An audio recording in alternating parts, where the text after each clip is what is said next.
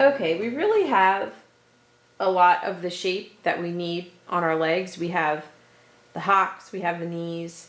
If you were able to with the off-white, you did a little extra pastern wrap, but I'll show that again.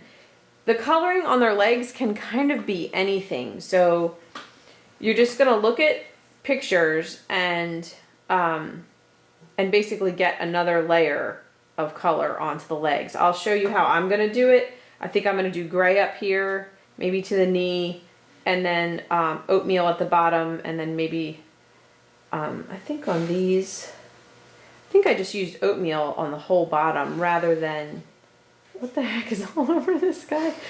Rather than going all the way to the white. But they can have white down here too. So just depends on what your reference picture is.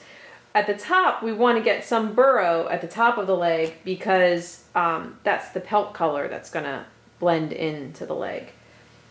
So on these hind legs, for example, I'm gonna take 2 thin strips of burrow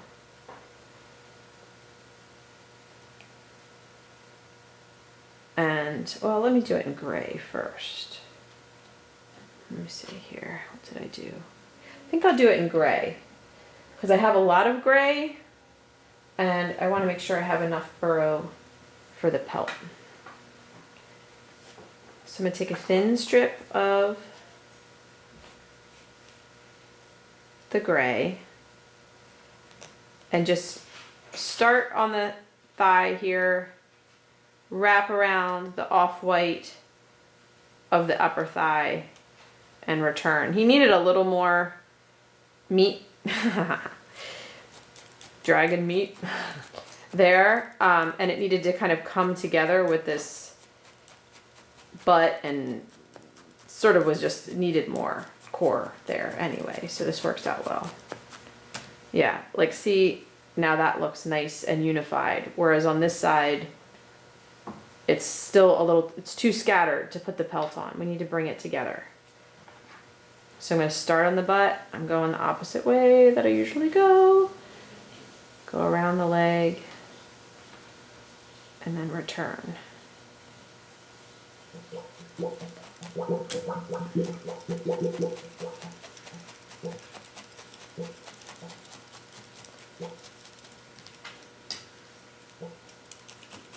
On the insides of the legs, I'm going to put a little oatmeal. Oatmeal is like the ultimate blender.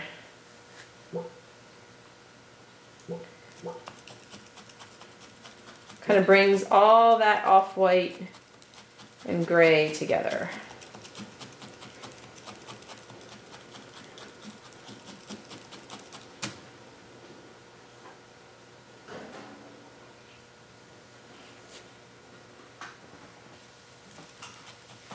We have to put a little more oatmeal in these kits.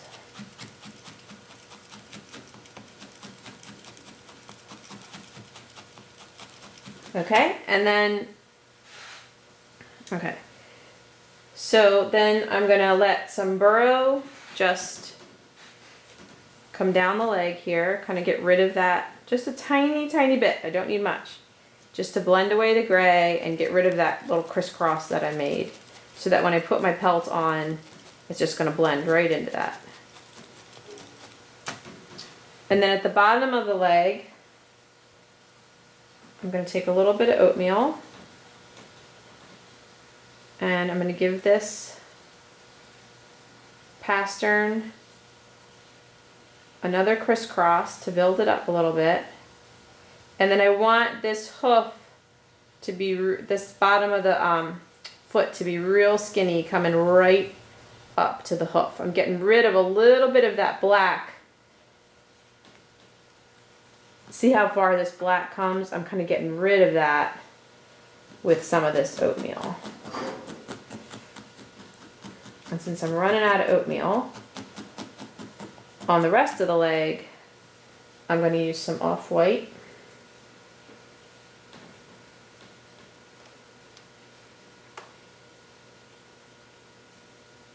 Just need to build this up a tiny bit so it's not quite so skinny. Really, really tiny. And I'm going to let the off-white fringe blend into the oatmeal.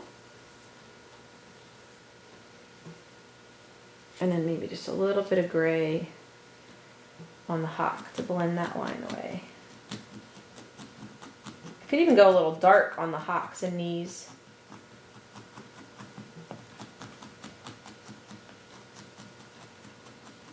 So that's a hind leg. I'll do a front leg. I'm going to do gray on the upper leg. So kind of the same treatment. It just depends. Depends on the markings you want to give and what it needs. Okay, and then I'm going to do that burrow little wrap at the top of the leg.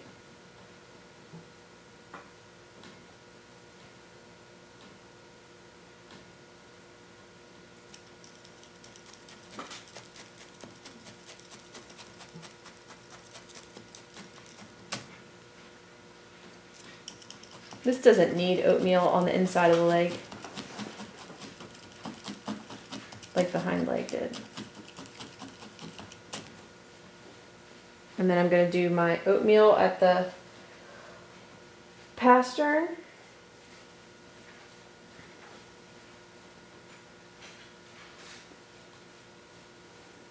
Very quiet, Milo. I'm mesmerized. I did you.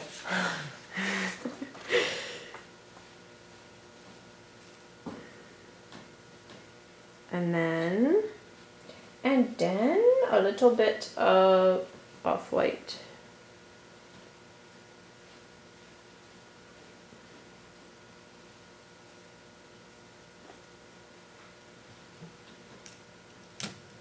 I like to use a pen holder with 2 needles when I'm working on a, if I'm using a pen tool on the legs, I use 2 needles. It's just easier to not hit wire.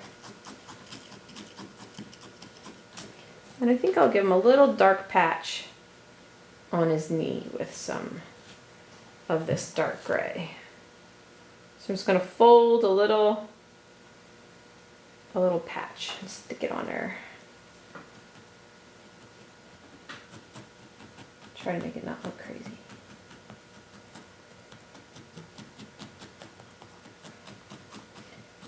All right, so color your legs. All right, I've got my legs wrapped. Actually, before I do that, I want to put burrow color on this tailbone before I put my pelt on. Just a real thin strip.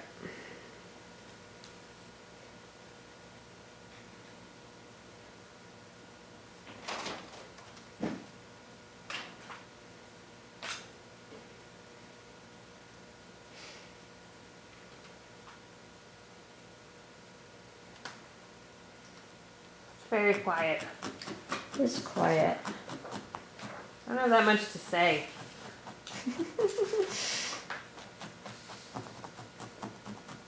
It's okay. Everybody's working. Hopefully, if you're watching, you're also making. Can you name any famous donkeys? Fictional famous donkeys? Fictional famous donkeys. Well, there's the Shrek donkey, which I don't like. His name is Donkey, too. Next, it's a good idea to just put some off-white or white or a blend of the two across the belly. So I'm going to make a blend.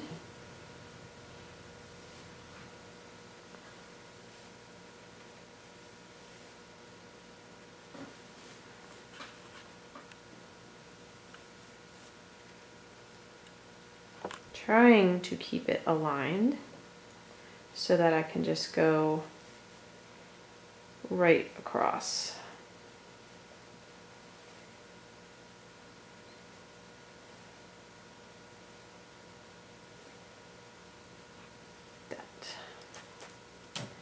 calls for a serious needle.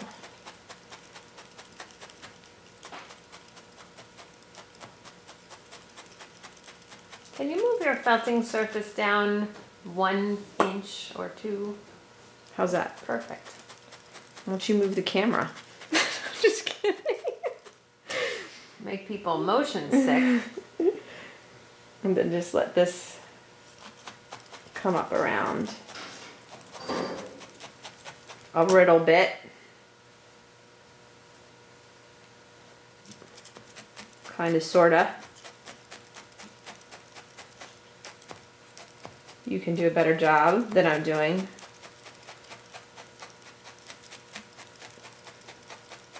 During these tense and stressful video times.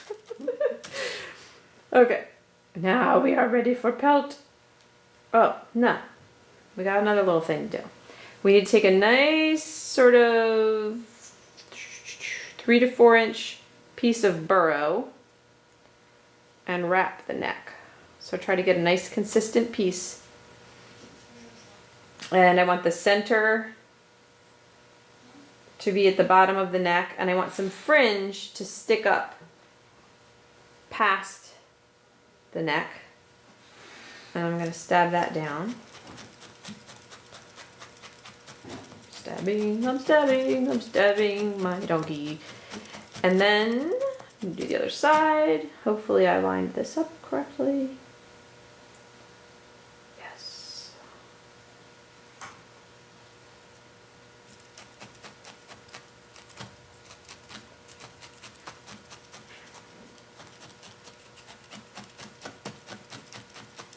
Let's just allow stabbing.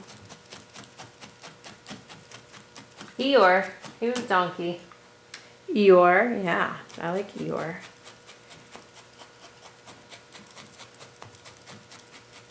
Are we ready for the pelt now? I don't know. I think so. In your supply pack is a nice little piece of pre-felt, which you will need to stretch and fringe, particularly towards the back, probably. So I'm just stretching it. I'm fringing this out because what I would like is for it to cover the butt and come down to the side of the belly on each side, right where I want it. And I'm going to fringe this part out onto the leg here.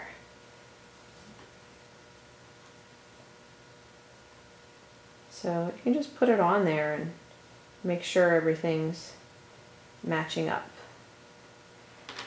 And then once I have that shaped and fringed, more belly, I'm going to take the burro and simply go across. And I'm trying to line up the ends of the burro with the edges of my pelt. And you really want to get rid of any like chunk, particularly where it comes down around the front legs. Whoopsie.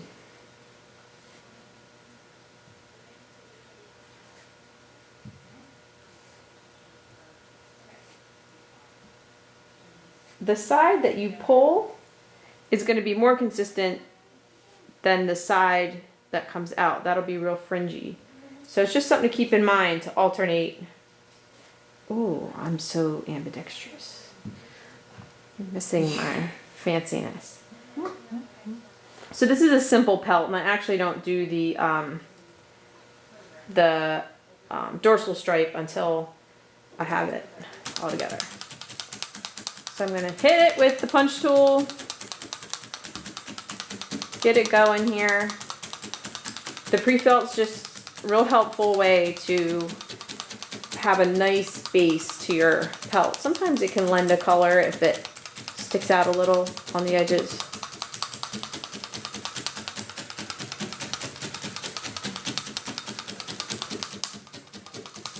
maybe you have a pinto donkey and you're going to get a little fancier with your pelt. That would be fine. So first I want to center it. And I like to stab it down the center to make sure it stays there.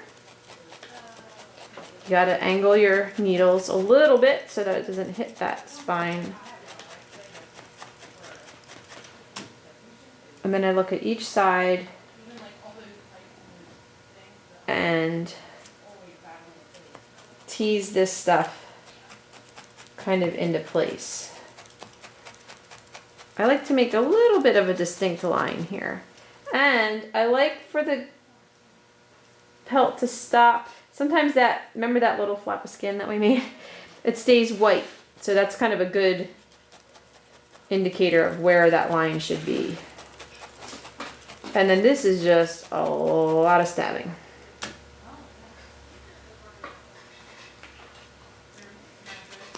So, you got a proverb? Oh, It's a good time for one of your deep thoughts. deep thoughts. Deep donkey thoughts. Deep donkey thoughts brought to you by the Germans. Mules make a great fuss about their ancestors having been donkeys. Is that it? That's something. No, this one. The Russians bring it. The castle gates will always open for gold-laden donkeys. The castle gates would open for gold-laden. Frogs. Yes. Thank you. Mm-hmm. Proverbs.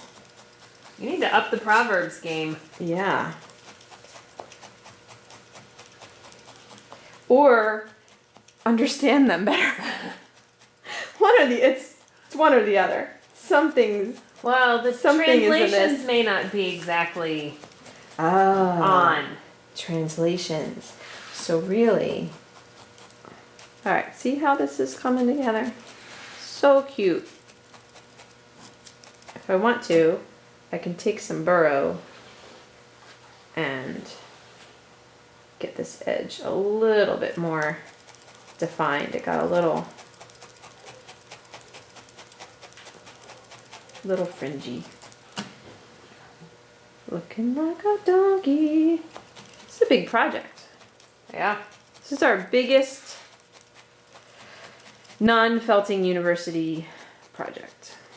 But it's a good one. I don't think it's, if you, like I said, if you've done some kits and stuff and know your armatures and your shapes, this is a good. Alright, this is a lot of stabbing, so we're not gonna hang in here. But what you need to do you, No. Okay, I can keep going. What is next is to put on the cross. So you can use I'm going to do this dark brown. This is the natural black. So I need one shorter piece, maybe about 3 inches long, to go over the shoulders. Kind of comes to a point, thicker on the withers, and then comes to a point.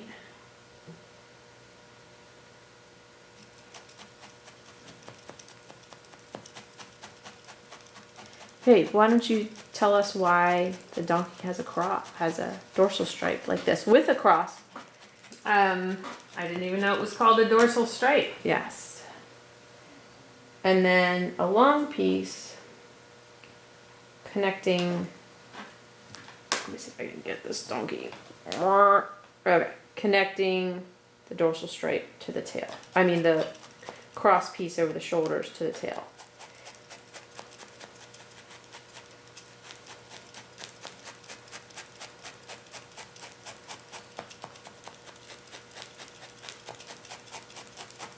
I don't know that there's a Y. Yeah.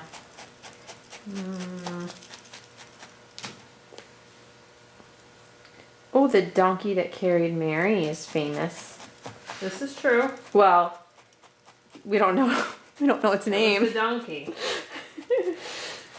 They have those stripes because that's the way they're supposed to be. Why are zebras striped the way they are? I know that one. You do? Yeah. Not to hide. It is actually. Get Yeah, out. well, because when they run from a lion or whoever they're running from, they run in a group. And so it becomes very confusing to Okay. distinguish one zebra from another when all those stripes are moving. Okay.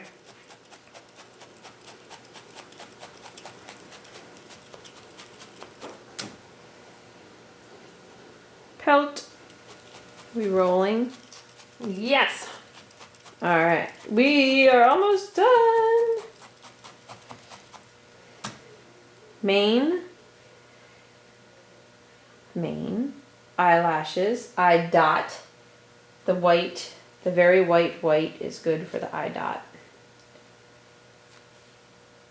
So let's do that. Doodad dot. Looking for a 40 twist. If you just stab in one spot, it'll go.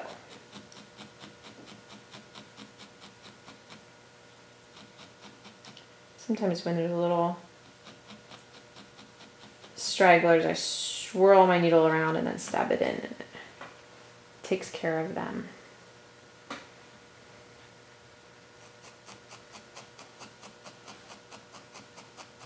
What you doing there, camera person?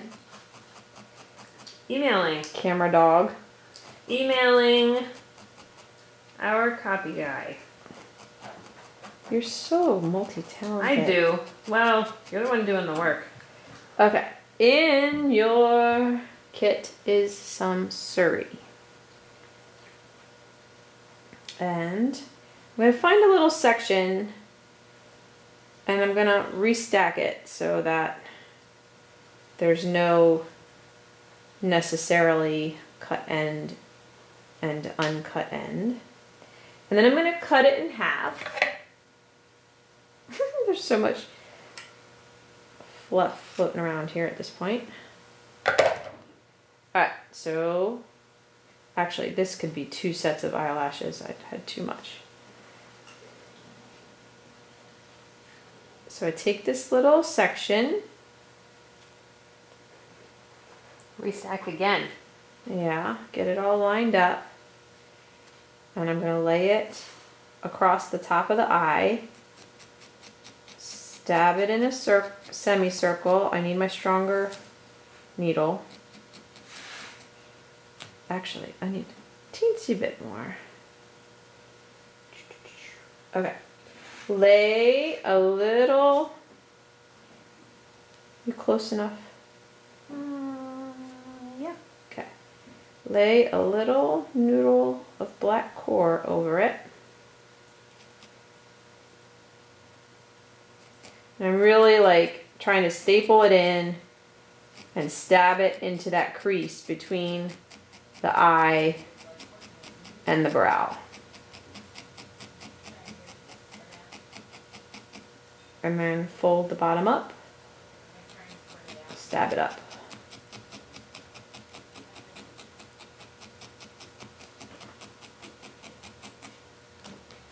And then I trim. Well, let me leave that on there. And I'll do the other side. Oh, such a nice eyebrow. Because then we'll do all our trimming at once. Alright, lay that across. Get it started. Put my little black noodle.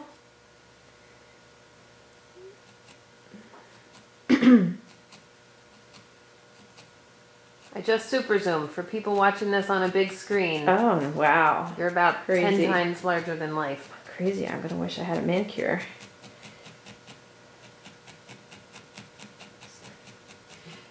As long as my belly's not on the screen, we're good. And stab it up. His eyes actually need a little more stabbing. Alright, so now that the crazy eyelashes are in. Ooh. Yes, we can trim. I'm gonna actually trim the cheek fringe too, so I just kind of fluff it out. And then I still want there to be some fluff, but I sort of follow the jawline so it's not quite so mutton choppy. So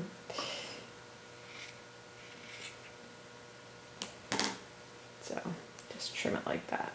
And then this head floof needs trimming.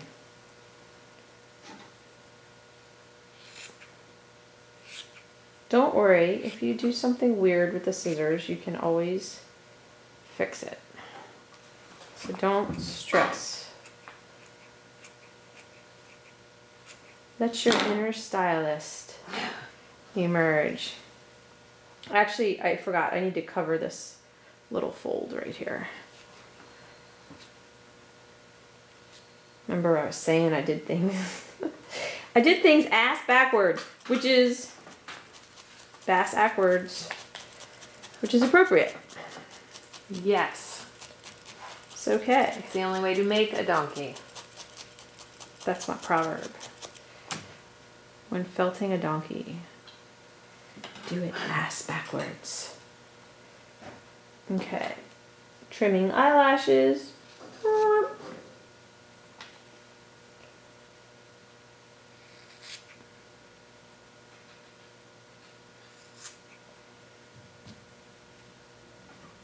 Still a little too crazy on this side. There we go. Okay, I'm gonna trim this ear fluff too. Jeez Louise, you're like an old man donkey.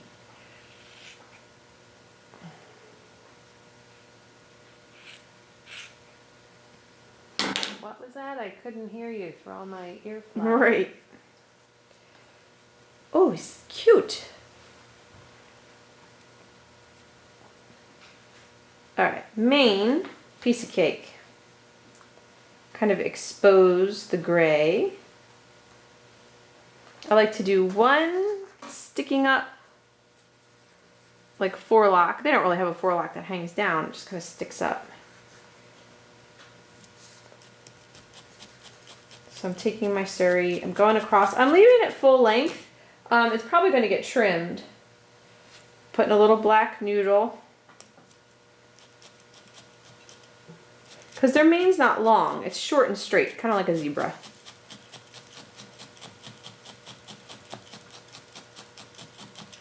Alright, so that's one. And then the rest is going to go across. So since the tips are getting cut, it doesn't really matter. Oh, there's so much suri. You're going to have so much suri, you're going to be able to make another donkey with it. It doesn't matter, you know, which way tips are going versus ends, because really it's all going to get cut. If you want to be really particular, you could felt it so that your tips stick up, and only the cut end gets cut. But in this case, I don't think it's important that the tips stay tippy.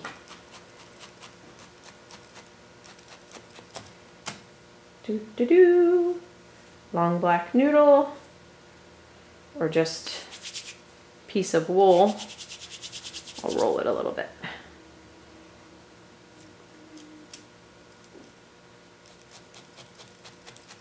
This holds it on. Faux show. Let that line connect with the dorsal stripe.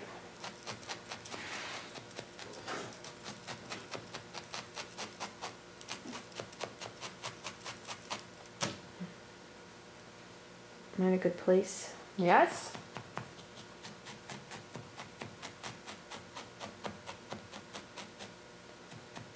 It's important to be in a good place. Okay, that's enough of that. Oh, did you hear my stomach? I did. I don't think You don't think? YouTube land Okay, did. good. All right, so stick this all back up. let that burrow that we put on there blend into it. If you don't have enough, get a little bit more. I mean, I think this is enough, but I'm just showing you if you didn't. Let it go up into the mane. Let it blend with all the Surrey. Okay. So this is further stabbing the base of that Surrey down in. And the same thing over here.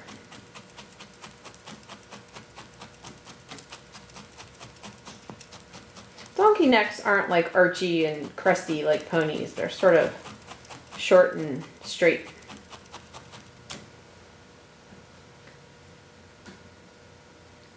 Alright, now, oh, I put a lot of mane on there. That's sort of sad to cut it. I know, but I gotta cut it because it looks like my pretty donkey. My pretty donkey.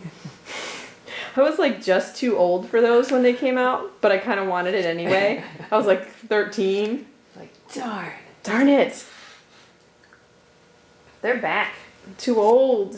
Oh yeah. Kids today have them. Kids today. Girls. Oh, there's no. There's a whole. Oh, the My Little Pony Comic-Con stuff, Bronies. right? Aren't I'm they thinking about the actual plastic Aren't they bronies? toys. It looks cute, and then you can use your needles to kind of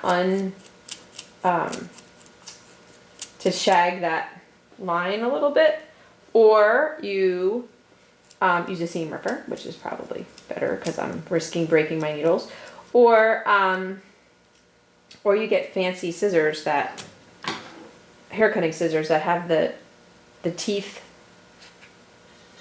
that thin things, the thinning shears. Oh. Yeah. I don't know, Milo. I think we did pretty good here. I would agree. Yeah. I'm pretty sure it was mostly you. Well, I did press start and stop. without the proverbs, what would this It would have been. what would this tutorial be, really? I think that's where people really learned the most and they're finding the most value. Yes. So we did it. Yes. Yeah, that was fun. This is the donkey we made. Yeah, nice Real ass. time. Yes, thank you. Yes. I'm known for my asses. Yeah. Yeah. So hope you had fun, and if you haven't already, find us on Facebook. Our business page is Serafina Fiber Art, and we have a group called Serafina Felting Fanfare where it's a lot of F's. Yes.